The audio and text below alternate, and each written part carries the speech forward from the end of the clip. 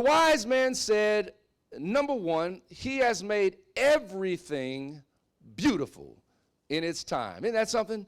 Beautiful in its time. Now, that word beautiful comes from a Hebrew word, yaphe.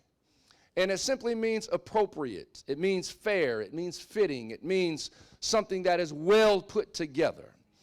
And the Bible says that he has made everything fit or appropriate in its own time. Now, what is the everything? Why would Solomon need to say that everything is put together in a fitting way? Because when you go back to verses 2 through verse number 8, you see the comparison and the contrast. You see the good and the bad, a time to heal, a time to kill, a time to laugh, a time to mourn, a time to be born, a time to die. So Solomon is saying is that as you go through these different transitions in life, understand that everything is made beautiful because God, you're in the scope of God's plan for your life. So those things that seem unpleasant, it's proper in its time when it all comes together. So maybe right now you're kind of shifting and you're going through some of these uncertainties in your life as we find in verse number 2 through verse number 8. But Solomon said that right now God is making all of this beautiful in his time. Now, remember this, that God is the king of time. God is the king of time. He has already set your schedule.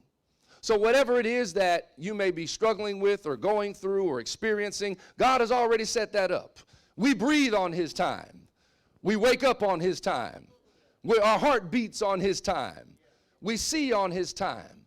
We hear on his time. Our kidneys function on his time. Our brain works on his time. Our limbs move on his time. The sun rises on his time. The sun shines on his time. The sun sets on his time. The moon rises on its time. The earth turns on its time. Souls are saved on its time. Prayers are answered on its time. Healing happens on his time. Blessings flow on his time. Chains are broken on his time. Deliverance comes on his time.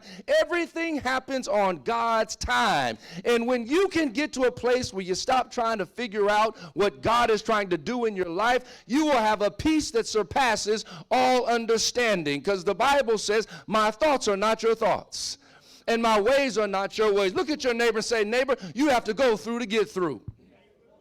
Oh, you do. You have to go through in order to get through.